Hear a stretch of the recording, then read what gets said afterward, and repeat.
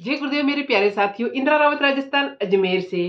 कहो साथियों कैसे हो? ईश्वर की दया से अच्छे ही होंगे। प्यारे साथियों, एक बार एक गुरुजी का एक शिष्य था जो कि अपने घर परिवार के अंदर आर्थिक स्थिति से बहुत परेशान था। तो उसने सोचा कि मेरे गुरुजी के पास में चलकर कुछ अपनी प्रॉब्लम शेयर करनी चाहिए और गुरुजी को अपनी प्रॉब्लम बतानी चाहिए।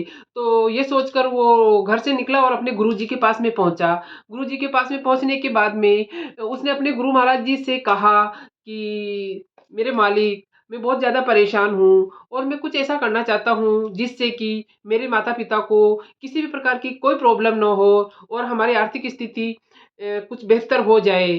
तो गुरु महाराज जी ने उस शिष्य को कहा कि चलो मेरे साथ, और उसको साथ में लेकर चल पड़े और कुछ ही दूरी पर जाने पर उसे एक नदी के पास में ले गए।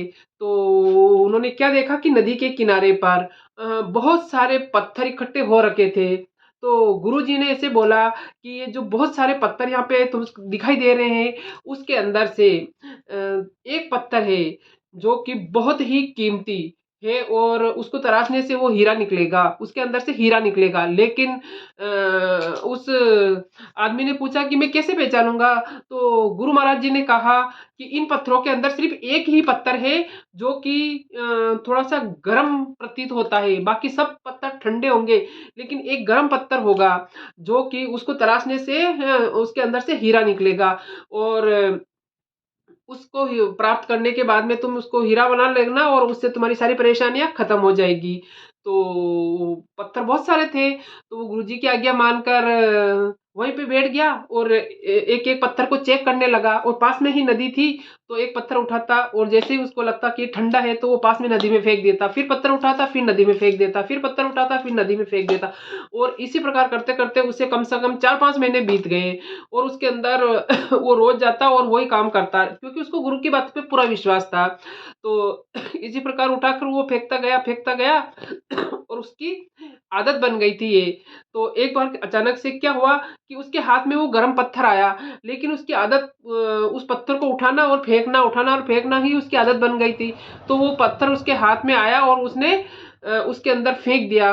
कुछ 1-2 पत्थर उसने और फेंके, उसके बाद में उसे ध्यान आया कि अभी मैं जो थोड़ी-सी देर पहले जो पत्थर फेंका था वो मुझे थोड़ा गरम मिजाज का लग रहा था, लेकिन तब तक बहुत देर हो चुकी थी क्योंकि वो पत्थर नदी में फेंका जा चुका था और अब उसको ढूँढना बहुत मुश्किल था।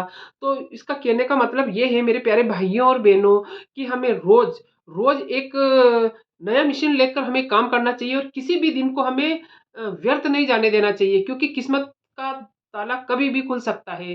तो हमें हमेशा अलर्ट रहने की ज़रूरत है और अपने दिन को कभी भी वेस्ट नहीं करना चाहिए क्योंकि ईश्वर की दया किसी भी वक़्त हो सकती है। तो हमें हमेशा अलर्ट होने की ज़रूरत है। तो मेरे प्यारे भाइयों और बहनों, गुरु महाराज जी ने बच्चे को बहुत अच्छी शिक्षा दी थी, लेकिन जो उनके शिष्य थे वो इस चीज़ को नहीं समझ पाए और एक बहुत बड़ी अपॉर्च्युनिटी से हाथ धो बैठे। तो मेरे प्यारे साथियों, आपको ये छोटी-सी कहानी कैसी लगी? अच्छी लगी तो लाइक, कमेंट और शेयर कीजिए। नए आए तो मेरे चैनल को सब्सक्राइब कीजिए। जय गुरुदेव।